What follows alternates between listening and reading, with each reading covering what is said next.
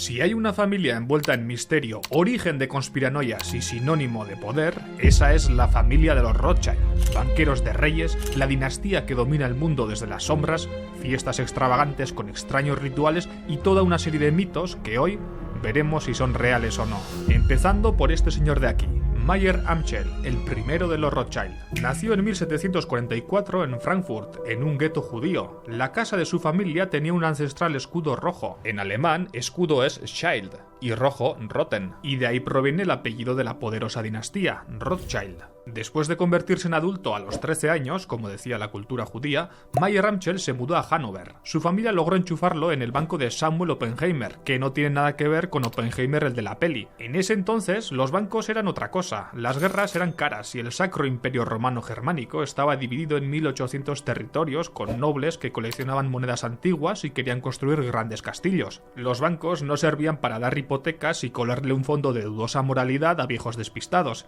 sino para guardarle y prestarle dinero a los nobles y a los príncipes. Como el imperio estaba dividido en tantos reinos y principados, había muchas divisas circulando a la vez. En un entorno como ese, Mayer Amschel aprendería a determinar el valor de monedas de la época o incluso de la Edad Media, a cambiarlas por otras monedas, billetes y pagarés. Durante su estancia en Hannover, también aprendería un poco de un mercado que estaban haciendo y que sería el que haría rica a su dinastía.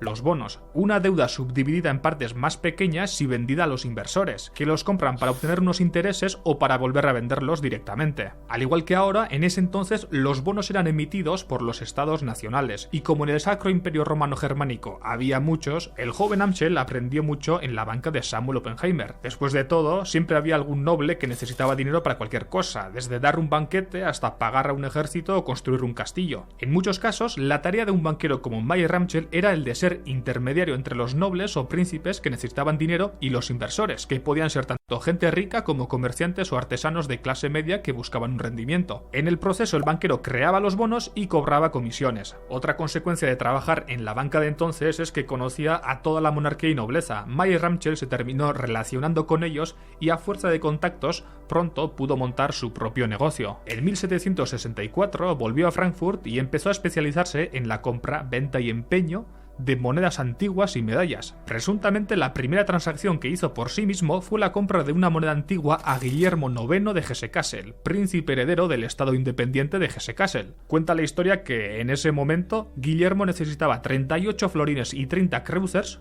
una moneda de la época, para comprarse unas cervezas. No fue gran cosa, pero esa transacción sería el comienzo de una buena amistad, pues ambos tenían la misma edad. También fue el comienzo de la labor de banquero independiente de Mayer Amschel, e incluso el origen de la derrota definitiva de Napoleón en Waterloo. Durante unos años, ellos dos siguieron en contacto. Mientras tanto, Mayer se hizo con una colección de monedas raras y medallas mucho más grande. Resulta que Guillermo IX no solo era heredero de Hesse-Kassel, sino de todo el Landgraviato de Hesse, que era algo así como una de las provincias más grandes del imperio. Vamos, que tenía mucho dinero y propiedades que cuidar, así como impuestos que cobrar. Además, Hesse-Kassel tenía un ejército tremendo, y ese era el motor de la economía. Los soldados eran mercenarios, y la monarquía de Hesse los vendía al mejor postor. Gracias a esto, la fortuna de Guillermo oscilaba entre los 30 y 40 millones de florines. Si 10 florines equivalían más o menos a una libra esterlina y lo pasamos por una web de conversión por inflación, la fortuna de Guillermo equivaldría a alrededor de 320 millones de euros. Pero vamos a tomar esta cifra con muchas pinzas. Como no pretendía cuidar de su fortuna por sí mismo, en 1769 el príncipe heredero contrató a Mayer Amschel Rothschild como su banquero. Vale la pena mencionar que en la época era común que los nobles y príncipes tuviesen banqueros judíos a los que llamaban Hofjud o judío en la corte. Un año después, Mayer Amschel se casó con Gutle, una joven de 17 años, hija de otro judío en la corte, y tuvieron 19 hijos. En esa época la mortalidad infantil era muy alta. Solo sobrevivieron 5 hijos y 5 hijas. Los varones fueron Amschel, Salomon, Nathan, Carl y James. Estos nombres serán importantes más adelante. Las de las mujeres no tanto. Veremos a continuación los porqués, pero ya os podéis imaginar. Mientras tenía hijos y trabajaba para Guillermo como cobrador de impuestos y gestor de propiedades, Mayer Amschel acrecentó su colección de monedas. Se dice que para 1780 ya era medio rico, pues esa colección valía entre 2.500 y 5.000 florines e incluía monedas alemanas y antigüedades de la época clásica como monedas griegas y romanas. Mayer Amschel aumentaba su colección con las comisiones y salarios que le iba cobrando al príncipe heredero por por sus servicios. Para 1787 ya era un tío bastante rico. Como era judío, solo podía comprar propiedades en el Judengasse, que era una callejuela de 300 metros de largo en la que vivían aglomeradas unas 5.000 personas. Su familia se estaba ampliando y él tenía el suficiente dinero para comprarse un buen piso. Por eso se hizo con una casa de poco más de 4 metros de largo en el centro del gueto, que le costó tanto dinero como un palacio en el campo alemán, donde jamás habría podido comprar una propiedad. Durante los próximos años, la riqueza de Mayer Ramschel iría creciendo. Varios años trabajando como anticuario lo habían hecho lo suficientemente conocido como para que le pidieran pequeños préstamos. También empezó a recibir depósitos de otros clientes y la familia poco a poco se convertía en un banco. Para 1798, el capital de la firma de los Rothschild era de 108.504 florines. En esa época, el hijo de Mayer Ramschel, Nathan Rothschild, se mudó a Manchester, Inglaterra, y poco después, en 1803, estallarían las guerras napoleónicas, una guerra que haría inmensamente rica a la familia Rothschild y que suscitaría alguna que otra conspiración sobre ella.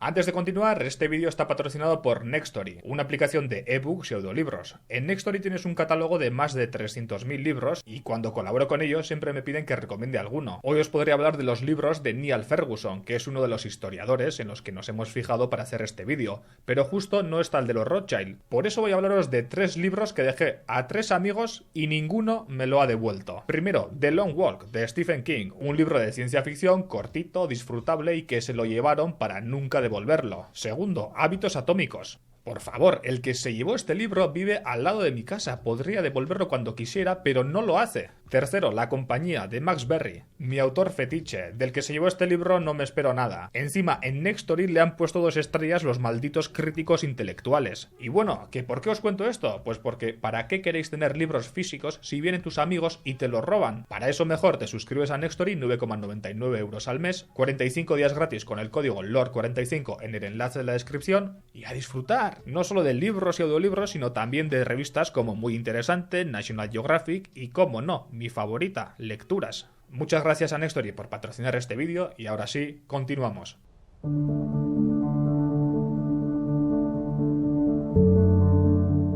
En 1803, el Reino Unido declaró la guerra a Francia y dio comienzo a las guerras napoleónicas. En realidad, ese periodo entra dentro de lo que se conoce como la Segunda Guerra de los 100 años. No es que estuvieran 100 años en guerra, pero durante unos 100 años, Francia e Inglaterra estuvieron enzarzándose en conflictos bélicos sin parar. Y bueno, no vamos a meternos demasiado en este tema. Nos basta con saber que Napoleón estaba en modo imperialista con ganas de instaurar la República por toda Europa e Inglaterra, pues no. En ese momento, Nathan Rothschild se encontraba en Inglaterra, que era el núcleo de la revolución industrial, donde los telares mecánicos movidos por agua eran el invento del año. Si algo había en Manchester eran telares mecánicos. Y Nathan Rothschild aprovechó la oportunidad para convertirse en un comerciante textil, aunque pronto vería que en medio de una guerra había un negocio mejor, el contrabando. Mientras tanto, en Frankfurt, Mayer Ramschel seguía manejando la riqueza del príncipe elector Guillermo de Hesse-Kassel y comenzaba a realizar préstamos cada vez más importantes a otros principados y reinos. Al fin y al cabo, Guillermo era el príncipe más rico al otro lado del río Rin y cualquier estado que necesitara dinero tenía que pasar primero por Rothschild, que creaba bonos de deuda y los vendía al príncipe. En el proceso cobraba comisiones por hacer la transacción y por el traslado y almacenamiento del oro. Pero el príncipe Guillermo era tan amigo del dinero como enemigo de los franceses. Unos años antes, durante la Revolución Francesa, las tropas de Jean-Baptiste Kleber habían bombardeado Frankfurt. Por eso, él no dudó un segundo cuando los ingleses le plantearon ir a la guerra contra Francia, por dinero a cambio de mercenarios. La cosa no duró mucho y no para bien. Guillermo se tuvo que ir al exilio y en noviembre de ese mismo año el general francés Lagrange dormía en su palacio. El problema era que cuando los franceses hicieran inventario se iban a llevar todo el dinero, los bonos y las obras de arte como botín de guerra. Durante muchos años se difundió el mito de que mientras los franceses se acercaban a Frankfurt, el viejo Mayer Ramschel excavaba la tierra con una pala para guardar los tesoros del príncipe. De acuerdo al historiador Niall Ferguson, este mito fue difundido por los mismos Rothschild, pagándole a editores de enciclopedias y de periódicos para contar esa historia. Lo que querían era hacerle creer a la gente que los Rothschild eran personas honradas que estaban dispuestas a cualquier cosa con tal de no dejar perder el dinero de sus clientes. Ferguson dice que la historia real es mucho más vulgar. Buderus, otro amigo de Rothschild padre, se había llevado una buena parte de los títulos y los billetes antes de que llegaran los franceses. Con respecto al oro, billetes y bonos que quedaron en Hesse, la cosa fue mucho más fácil. El general Lagrange se dejó sobornar por 260.000 francos para hacerse la vista gorda y poco más. Mientras tanto, en Inglaterra, Nathan Rothschild pasaba del negocio textil al bancario. Abrió su propia casa de cambios de letras internacionales en Londres. En ese momento, Napoleón había impuesto el bloqueo continental al Reino Unido, una imposición comercial que excluía a Gran Bretaña de todo intercambio mercantil con el resto de Europa, con la esperanza de arruinarla financieramente. Un gran problema para algunos, para otros, una gran oportunidad para hacer contrabando. De hecho, los Rothschild tenían la costumbre de escribir en alemán, pero utilizando el alfabeto hebreo, lo que les serviría para comunicarse entre ellos de una forma más secreta. La cuestión es que los Rothschild enviaron al hermano menor, James, a París. Ahí James compraba letras de cambio de Londres que por el bloqueo evidentemente en París estaban totalmente depreciadas y las hacía llegar hasta su hermano Nathan a través de una red de contrabando clandestina. Ya en Londres, Nathan las cobraba y según el historiador López Morel, el margen de estas operaciones rondaba el 20%. Unos años después, cuando Francia invadió España, Gran Bretaña mandó al duque de Wellington a ayudar a los insurgentes de la península, y fueron Nathan y James Rothschild quienes tuvieron un papel clave en la financiación de la insurrección. Mediante sus contactos, Nathan conseguía monedas europeas y las remitía a su hermano James en París. Con ellas compraba letras sobre banqueros españoles e iba hasta la frontera de los Pirineos a intercambiarlas por los llamados billetes de Wellington, que eran los billetes del duque de Wellington que los comerciantes españoles habían dejado de aceptar porque luego era muy difícil cobrarlas. Ya lo sé, es un lío. La cuestión es que, según Antonio López Morel, el gobierno británico transfirió alrededor de 42,5 millones de libras a sus tropas y aliados del continente. Y de todo esto, al menos la mitad pasó por las manos de los Rothschild, y los beneficios reconocidos de las operaciones iban del 2 al 8% solo en comisiones. El final definitivo de la guerra llegó en el año 1815, en la batalla de Waterloo, en Bélgica. En él, el duque de Wellington se enfrentó y derrotó a Napoleón, y aquí surge uno de los mitos más escuchados sobre Nathan Rothschild. Según la cultura popular, cuando Nathan se enteró de la victoria de Gran Bretaña y la coalición, se fue directamente a la bolsa de valores de Londres y empezó a vender acciones como si fuera presa del pánico. La gente pensó que habían perdido la guerra e imitaron a Nathan y lo vendieron todo. Entonces, Nathan lo compró todo mucho más barato y se fue to the moon porque en realidad habían ganado la guerra. Bien, según Niall Ferguson, esta es una historia que empezó a correr por Europa de la mano de escritores franceses como Honoré de Balzac o antisemitas radicales como George Darnbell. Hay que tener en cuenta que muchas de las teorías conspirativas respecto a los Rothschild tienen su origen en el antisemitismo de la época, y lo cierto es que tienen pinta de ser falsas. Yo mismo, la primera vez que oí esta historia, escuché que los Rothschild tenían un sofisticado sistema de palomas mensajeras incomparable con otros de la época y que gracias a ellos Nathan fue el primero en enterarse de la noticia de la victoria. Otra versión dice que Nathan se encontraba al lado del duque de Wellington en la batalla y que cuando vio la inminente victoria, un grupo de rápidos caballos lo llevaron hasta la costa belga. En el Canal de la Mancha vio que había empezado una terrible tormenta. Ahí, impertérrito, Nathan preguntó: ¿puede la codicia admitir que algo es imposible? Y pagó lo equivalente al rescate de un rey a un pescador para que lo transportara a través del viento y las olas hasta Inglaterra. De hecho, en ese texto, escrito por George Darnbell, el nombre de Nathan a veces se cambia por Satán, o sea que os podéis imaginar. La historia tiene bastantes papeletas para ser un mito, pero lo cierto es que tampoco es tan importante. No hace falta inventarse cuentos para darse cuenta de que los Rothschild sacaron un rédito económico tremendo de las guerras. Gracias a los préstamos, Inglaterra terminó muy endeudada con los Rothschild, un total de 1.167.000 libras que tenía que pagar al 2% de interés, más otros países como Rusia y Prusia que se irían endeudando con cantidades similares. La guerra es un tremendo negocio, pero ojo, resulta que los Rothschild supieron sacar incluso más rendimiento en tiempos de paz.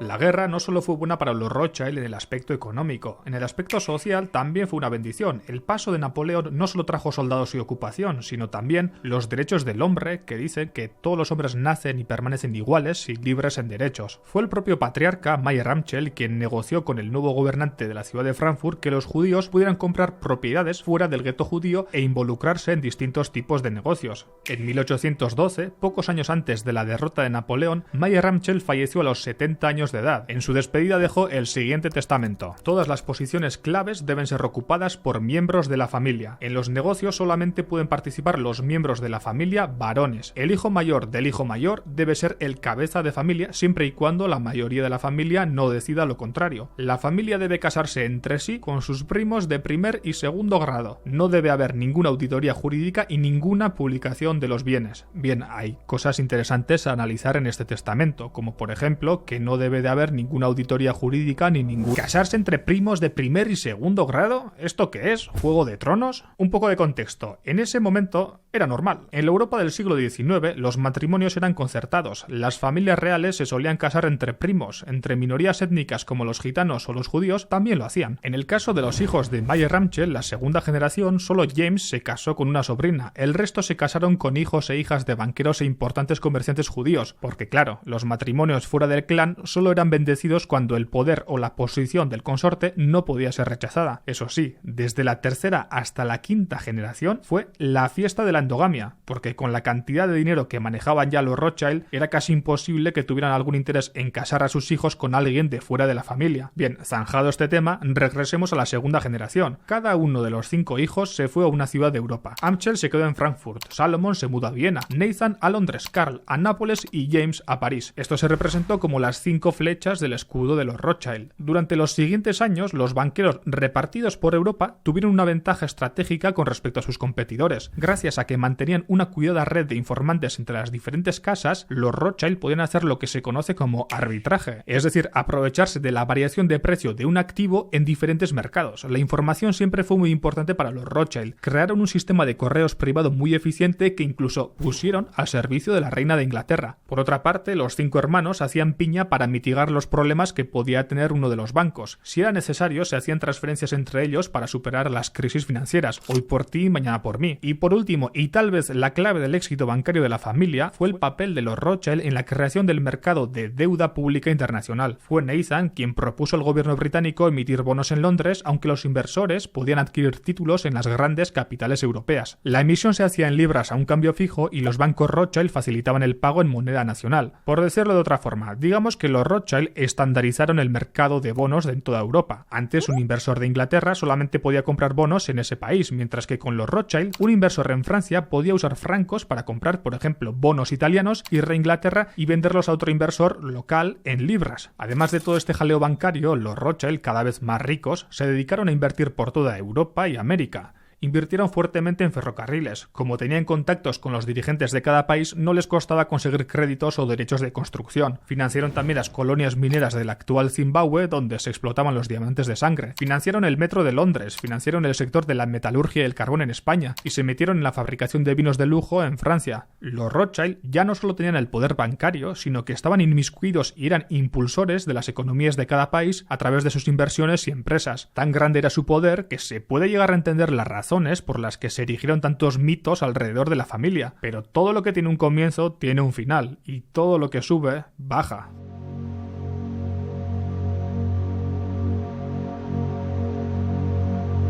La sede de Viena resistió bien la quiebra del Imperio Austrohúngaro después de la Primera Guerra Mundial, así como la crisis mundial de la Gran Depresión, pero lo peor estaba por venir. Con el ascenso de los nacionalsocialistas en Alemania y el fascismo en Italia, los Rothschild estaban en el punto de mira. La mayoría pudo huir a Estados Unidos y al Reino Unido, pero Louis Rothschild, el último de la rama austríaca, no tuvo tanta suerte. Fue secuestrado por los nazis cuando trataba de huir de Viena. El rescate que pedían era de 21 millones de dólares, que actualmente serían unos 450 millones de dólares. Ajustado a la inflación, este sería el secuestro más caro de la historia. Mientras lo tenían en prisión, se cuenta que llegó a impresionar a Heinrich Himmler, líder de las SS, y este hizo que mejorara su condición de preso. En realidad estuvo preso en un hotel de Viena hasta que lo dejaron marchar. Quien no tuvo tanta suerte fue Elisabeth Rothschild, atrapada por la Gestapo en Francia y que falleció por tifus en un campo de concentración. El resto de la familia vio cómo confiscaban sus propiedades, saqueaban sus cosas y obligaban a vender el banco de la rama austríaca por un precio ridículo. Así como un siglo antes la guerra fue motivo de lucro para los Rothschild, la Segunda Guerra Mundial fue un golpe duro. Nunca se recuperarían del todo. Aún a día de hoy intentan recuperar obras de arte, inmuebles y objetos. Y bueno, entonces es hora de que respondamos la gran pregunta. ¿Es cierto que los Rothschild son un clan secreto judeo-masónico que domina el mundo detrás de las sombras? Pues parece ser evidente que no. Pero ojo, que tampoco es que hayan desaparecido. Las sedes de Nápoles y Frankfurt ya habían cerrado incluso antes de la Primera Guerra Mundial, pero las ramas francesa y británica siguieron su camino. camino invirtiendo y financiando proyectos. Uno de los proyectos que a día de hoy más relevancia tiene por el conflicto que se está viviendo es el Estado de Israel. Fue Edmond Rothschild de la rama francesa quien compró terrenos al Imperio Otomano para que fueran poblados por judíos. En 1980 la rama francesa dejó su actividad bancaria porque los franceses se pusieron a nacionalizar bancos. Y no fue hasta 2003 cuando la rama inglesa y la rama francesa se volvieron a unir en el Rothschild Group, la unión de Rothschild & Company y Edmond de Rothschild Group.